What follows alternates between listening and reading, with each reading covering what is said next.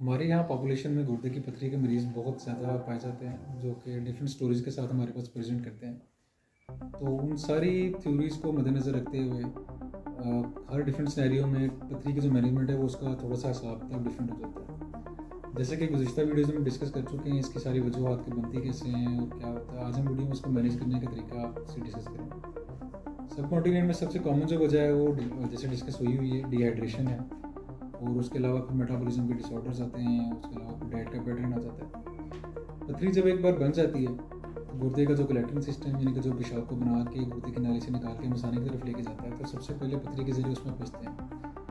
Pen तभी होता है जब पथरी के ज़रिए किसी न किसी कलेक्टिंग सिस्टम के उस पॉइंट पे फंस जाए जहाँ से पेशाब आगे थ्रू नहीं हो रहा है या गुर्दे का जो फिल्ट्रेशन का सिस्टम है वो डिस्टर्ब होना शुरू हो गया हुआ है। तो उसके साथ बेइंतहा पेन का एक एलिमेंट आता है, जिसमें मरीज़ दर्द से बहुत बेचैन होते हैं और इससे शिकायत करते हैं कि पूरी ज़िंदगी में कभी हमें इस तरह का दर्द हुआ नहीं। उसमें हम ये एहतियात तजवीज़ करते हैं कि जब ये इस दर्द के साथ आप प्रेजेंट किए हैं तो पूरे तौर पर पानी का इस्तेमाल थोड़ी देर के लिए तक करें, क्योंकि अब ज़्यादा वाटर के इंटेक के साथ जब यूरिन ज़्यादा बनेगा, आगे पहले ही रुकावट है तो आपका गुर्दा बहुत बुरी तरह स्वेल कर जाएगा, तो वो पेन बहुत वर्स आपको करेगा। तो अब ये एक बार पथरी बन चुकी है, मरीज़ हमारे पास आ चुका है, तो हम उसको एडवाइस करते हैं कि आप सबसे पहले जो है अल्ट्रासाउंड करवाएं, ताकि उसमें जो आपके गुर्दे के अंदर पथरी का साइज़ है उसका पता किया जा सके। जो स्वेलिंग है यानी कि यूरिन इकट्ठा हो चुका है, जिसे हाइड्रोनेफ्रोसिस बोलते हैं, वो किस हद तक शदीद है, आया वो माइल्ड कैटेगरी का है, मॉडरेट है या शदीद है। और गुर्दे की पथरी के साइज़ के मुताबिक फिर हम तजवीज़ करें कि आया इस साइज़ के ऊपर हम मेडिसिन से ही काबू पा सकते हैं या कि हमें फर्दर एक्सरे करवाना पड़ेगा या सीटी स्कैन करवाना पड़ेगा, ताकि हम शौं का सोचें। या अगर शौं वाली रेंज से भी पथरी बाहर है, उससे भी बड़ी है, तो फिर हम इसके लिए सर्जिकल ऑप्शन को जो है वो गौर करें। तो अक्सर पथरियाँ जो कि जिनके बारे में हम कहते हैं कि किडनी के अंदर हैं, जो कि 1 सेंटीमीटर से ज़्यादा हैं, 1.5 से 2 सेंटीमीटर तक चली गई हैं, उनके लिए हम शौं का ऑप्शन जो है अपने पास महफूज रखते हैं। मगर सीटी के ऊपर हम उनकी डेंसिटी यानी कि उनकी सख्ती देखते हैं कि बहुत ज़्यादा सख्त पथरियाँ तो नहीं, जिस तरह कैल्शियम ऑक्सलेट की पथरी है,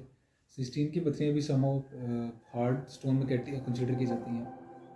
तो उनको उनके बारे में देखा जाता है कि बड़ी पथरी को अगर 2 सेंटीमीटर से कम है तो शौं से तोड़ने का ऑप्शन यूज़ किया जा सकता है। तो अगर पथरी यूरिक एसिड की है, उसको दवाइयों से मैनेज किया जा सकता है, क्योंकि वो बहुत ही भुरभुरी होती है और सॉफ्ट स्टोन होता है। इसके अलावा जो हार्ड पथरी हैं, जो 2 सेंटीमीटर से भी ज़्यादा के साइज़ की जा चुकी हैं, उनके बारे में ये होता है कि हम ऑप्शन मुख्तलिफ यूज़ कर सकते हैं कि हम एंडोस्कोपिक तरीके से या तो RARS रेट्रोग्रेड इंट्रारीनल सर्जरी कर सकते हैं, जिसमें हम पेशाब के रास्ते के थ्रू जाके गुर्दे की नाली से क्रॉस करके डायरेक्ट गुर्दे के अंदर लैंड करते हैं और वहीं से हम स्टोन को तोड़ के ज़र्रों की फॉर्म में या रेत की फॉर्म में वहाँ से वापस निकाल लेते हैं। उसके बाद हम स्टेंट भी प्लेस कर सकते हैं ताकि कचरा और क्लॉट्स में वो निकलते रहें। इसके अलावा दूसरा जो ऑप्शन उससे बड़ी अगर पथरी है या मल्टीपल पथरी है, तो हम PCNL यानी कि परक्यूटेनियस नेफ्रोथॉटमी को यूज़ कर सकते हैं, जो कि मरीज़ को या तो सीधा लटा के या बिल्कुल उल्टा लटा के डायरेक्ट गुर्दे के ऊपर एक नीडल के साथ पंक्चर करके स्टोन वाले एरिया में जाके तो उसके अंदर